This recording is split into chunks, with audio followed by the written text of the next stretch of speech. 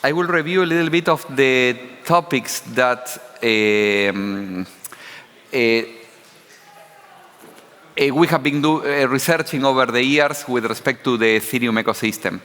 And the reason is the following. In my team, we are performing research on three main areas of knowledge in the area of blockchain.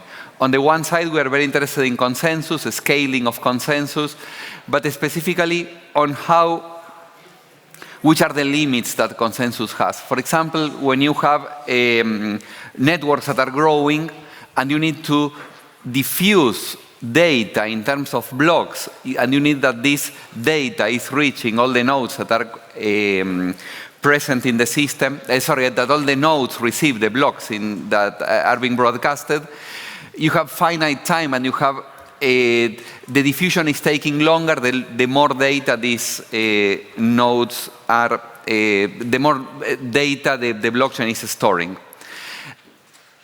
This introduces some physical constraints to the quality of consensus in blockchain-based systems, but also it enables the possibility for different kinds of strategic behavior by the participants in the system. And we are very interested on how this abnormal behavior away from the implicit rules that the protocols have, affect the quality of consensus or affect the way in which rewards are distributed. Reward distribution is also something that is very interesting to us. We are very interested in understanding how the way in which rewards are distributed eventually affect large-scale properties of the economy of these systems. For example, the level of concentration, the level of economic concentration of wealth and inequality that is present in these different systems. I will talk a little bit about this in a second.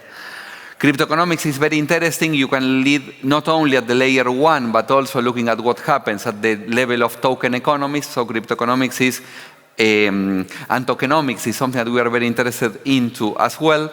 And we do not do this in a traditional approach that economists do. It's not that we are just doing formal modeling of this, mathematical modeling, but we are also very interested and we perform a lot of large-scale blockchain analytics. It's exactly in contrast to what was explained before. Most of the blockchain-based systems still allow us to analyze the transactional data at all the possible levels, and what we use this data for is to understand economic mechanisms that drive emergent properties. And as you see in this first slide, what is very important for you to remember is that when you look at the global properties of the system, you see that there are some properties that naturally emerge. You see that economic inequality is just something that emerges because of the economic interactions between the participants.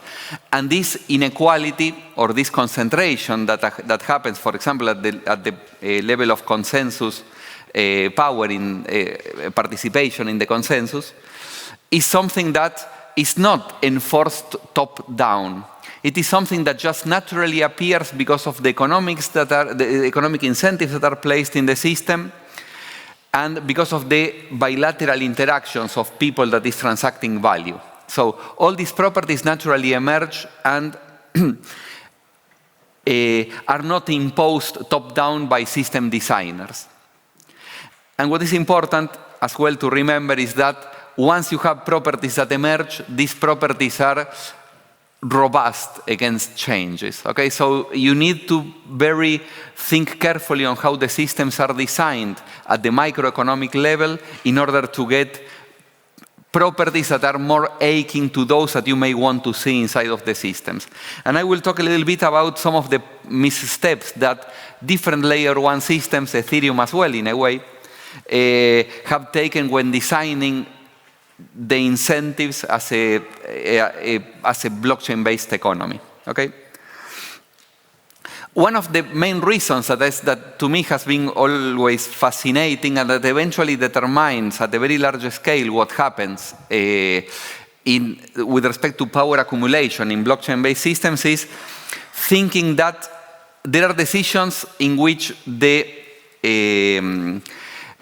allocation for example, the supply of new assets of Ether for most of the time in which Ethereum was running was a deterministic issuing of new Ether.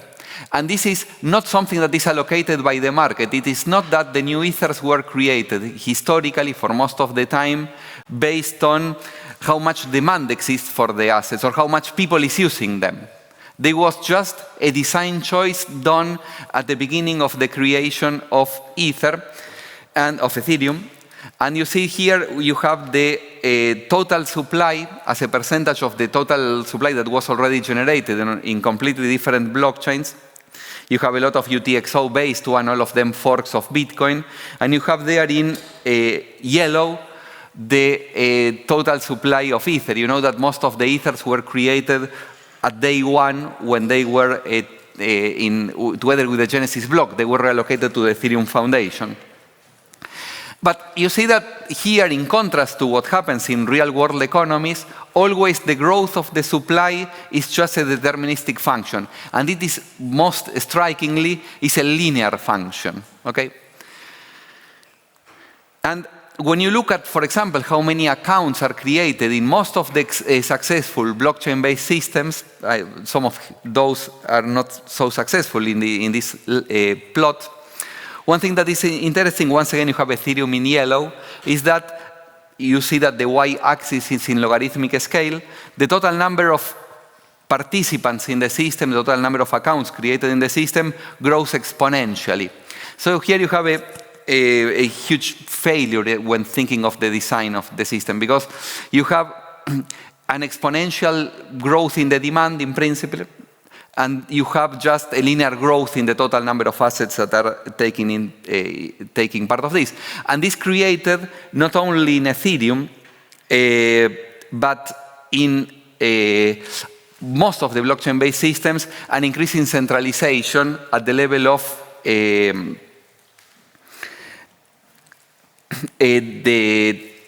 incentives that you have in order to participate in the consensus. When you look into how unequal is the distribution of wealth in all these systems, once again you have that it saturates. The Gini index actually is not very good at measuring wealth inequality in blockchain-based systems because it very rapidly saturates to 1 when you have a lot of inequality in the wealth distribution. And while there has been a transition, one thing that we were analyzing as well is what happens at the level of the fairness and the reward distribution in different delegated proof-of-stake based systems. And interestingly, you can measure it in different ways, but interestingly what you see is that you have different choices, and Ethereum took one, which is that the total number of validators that are active in one of the eras is fixed. You have different degrees of freedoms of when you have delegated proof of stake. You may decide just to allow for an open-ended amount of validators that may be active in an era, or you may limit, like it happens, for example, in Polkadot, in this case Casper, and as well in Ethereum. Other systems like Cardano and Tezos, for example, allow for an unlimited number of participants to be active inside of each one of the cycles. And what we identify, however, is that with respect to the concentration, actually the design choice that Ethereum took, Polkadot took, and Casper took, that is limiting the amount of active validators, in a way is much more beneficial to the wealth redistribution, to the reward distribution, to make it more egalitarian in the long run.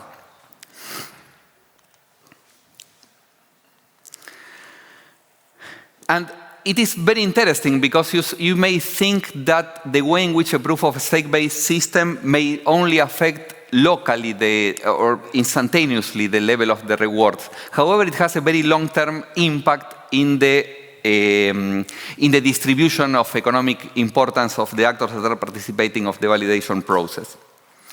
Another thing that we did research on for the past years was, okay, we have been looking at this level of centralization that happens in different blockchain-based systems. It happens at the level of economic concentration. It happens as well at the level of the validators that are participating of the a verification process inside of these blockchains. And actually what happens is that, I will not talk a lot about this, but we have been analyzing as well for the past years different token economies.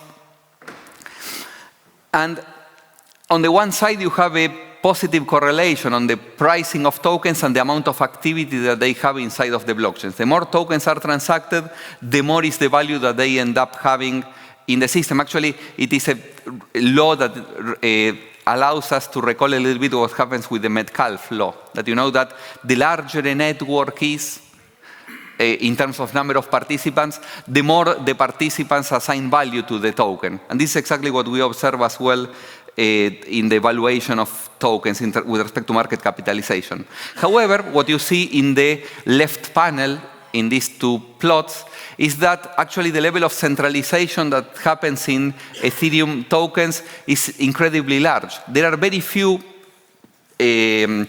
accounts, in general smart contracts, DEXs, or centralized exchanges, that if you remove them from the system, the network of transactions completely collapses. So most of the tokens still means a level of concentration that is that of the speculative assets, okay? Because they are just traded in the market and not circulating organically inside of the economy.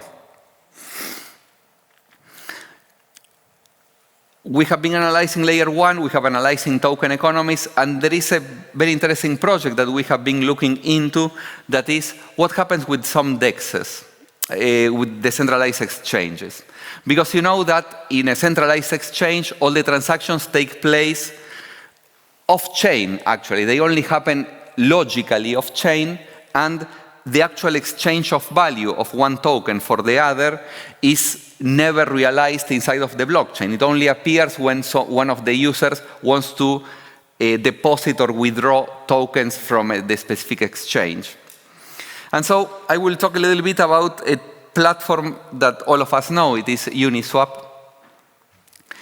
And when we are thinking of Uniswap, there is something that happens, that is the creation of a liquidity pool is once again not something that a system designer, like in a centralized exchange, is creating. Liquidity pools are something that any user can do if they can provide liquidity for the trading pair.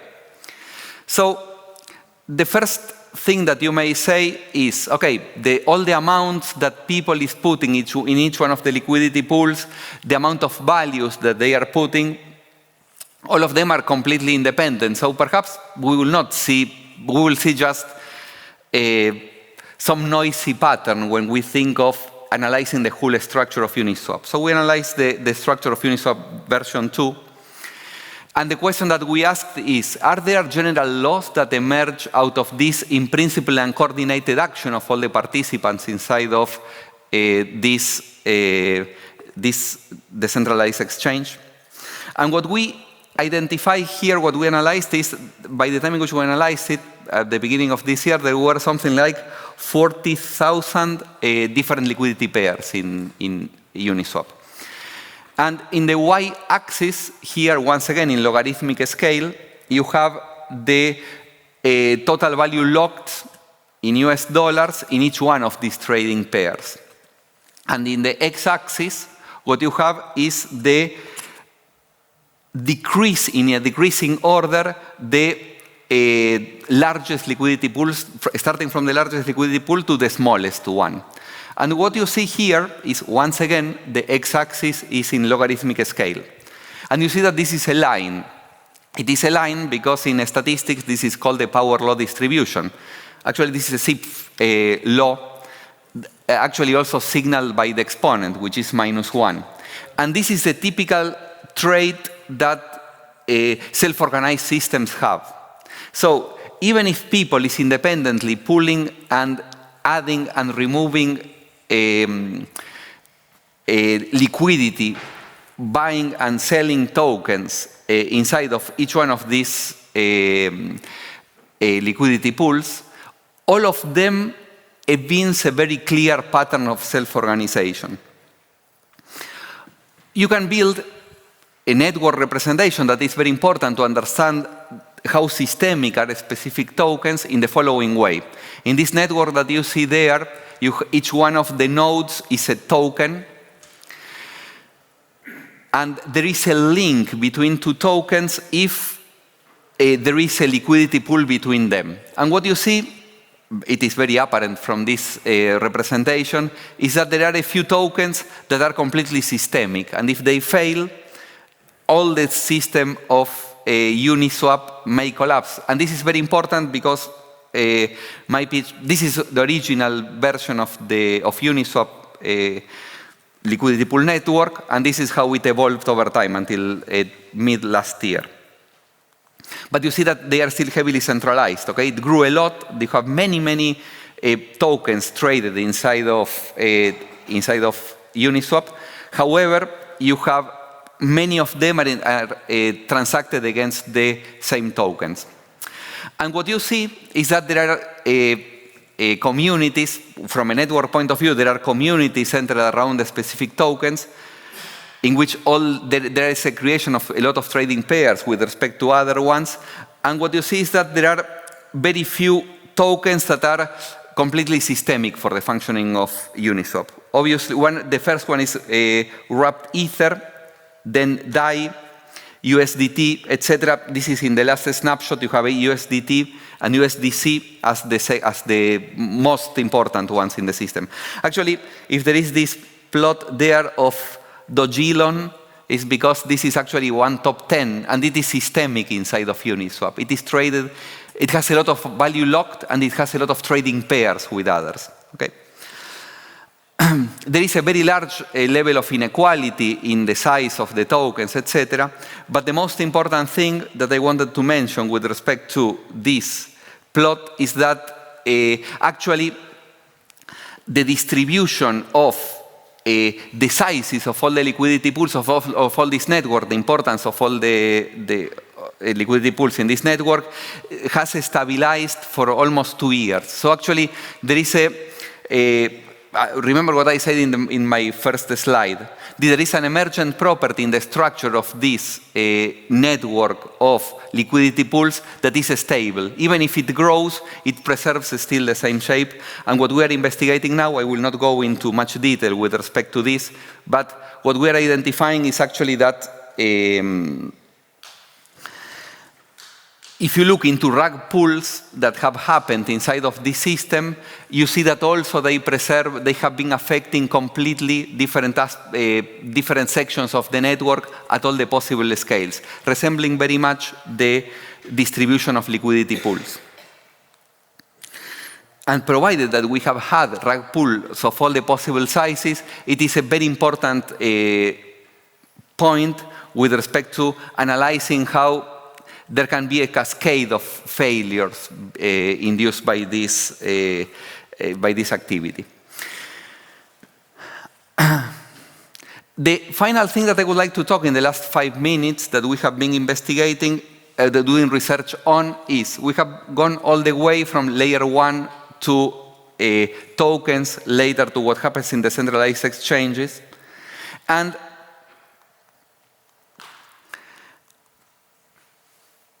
one thing that is very important to have a functioning economy is endogenous circulation of cryptocurrencies, such that even if you have a limited supply, it is enough to satisfy all the transactions. Then you do not have speculation in rising prices, etc.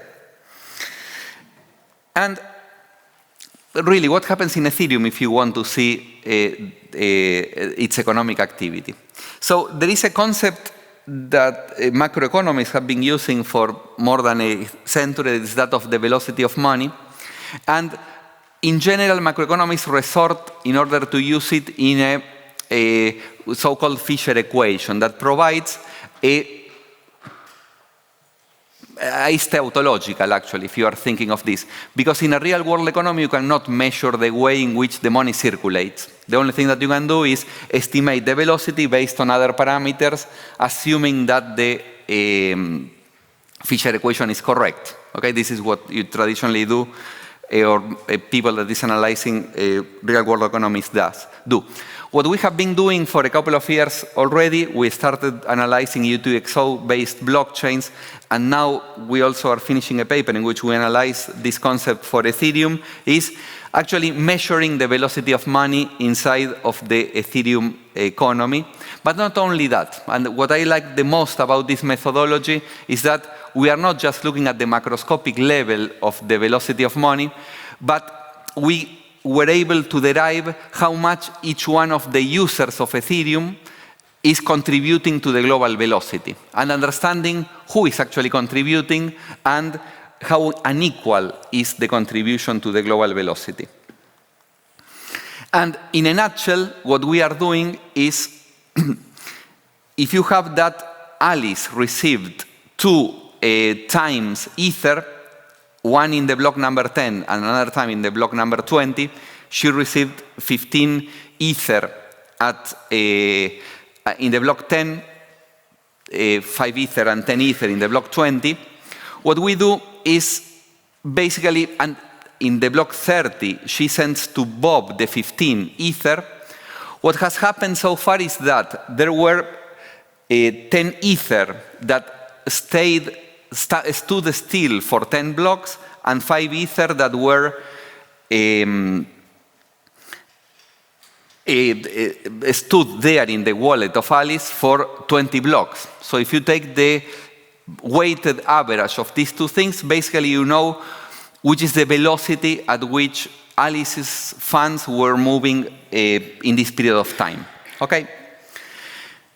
And exactly because it is the approach that is taken usually in economics, what we assume is that the last money that you received is the first one that you are spending, okay? Because all the others are saving. You save money, and then when you earn new money, what you are doing is spending the last part that you received. So this is why we adopted this LIFO approach. So what we did is actually measuring first of all, the global velocity, and what you see is that there was a spike in the total velocity in Ethereum, triggered exactly by the point in time of 2817, which was the ICO craze. Okay?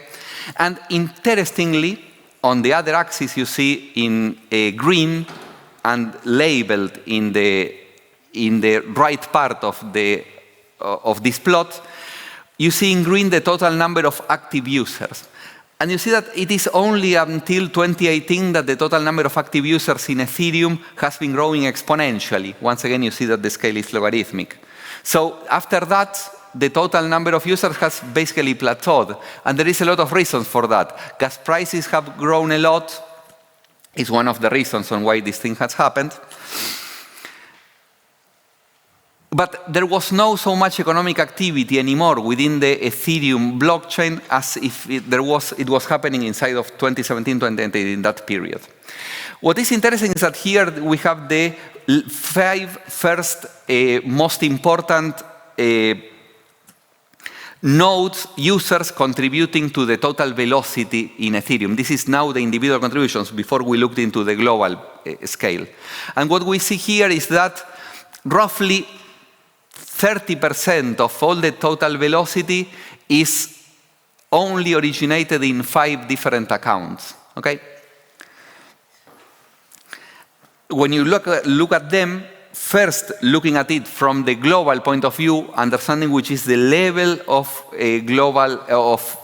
wealth that they have times the velocity of what they contribute, what you see is that a family of exchanges contributes is the most one, is the largest one.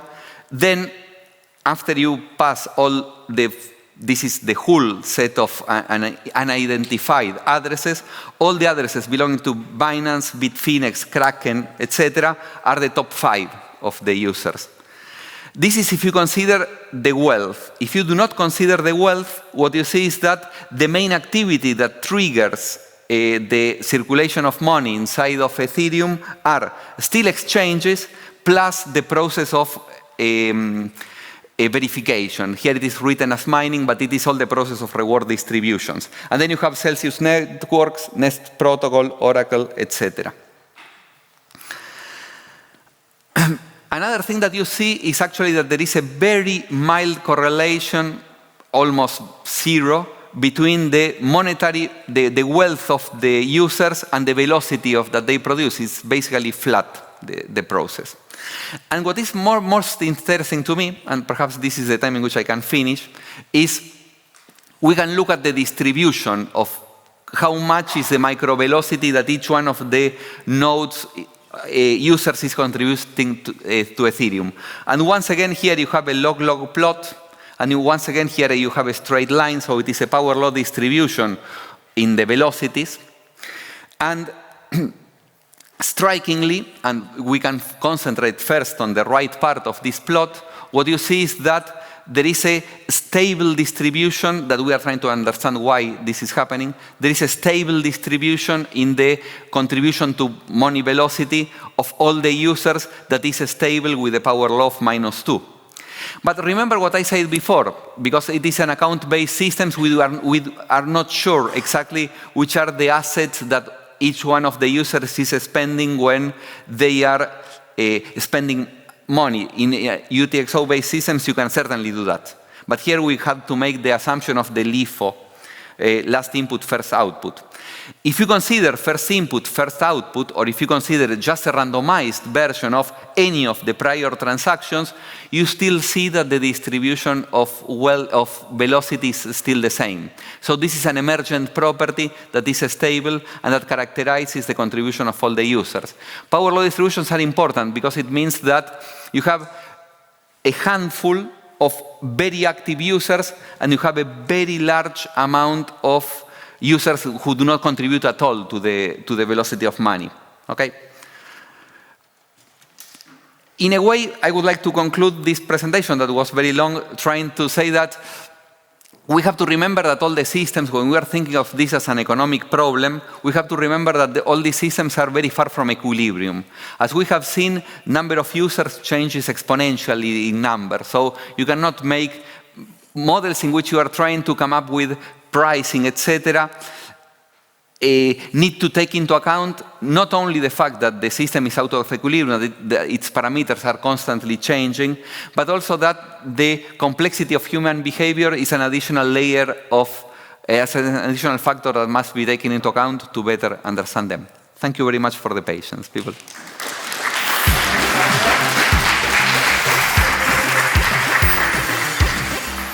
Very, very interesting, very in-depth. I know you're going to be around later on, so anybody who has an in-depth question will be able to ask you those questions then. This report that you just mentioned will be available soon? We have the paper on Ethereum velocity out in a couple of weeks, yes. Okay, okay. So very good timing. Thank you. Very, very good. Thank you very much. Thank you.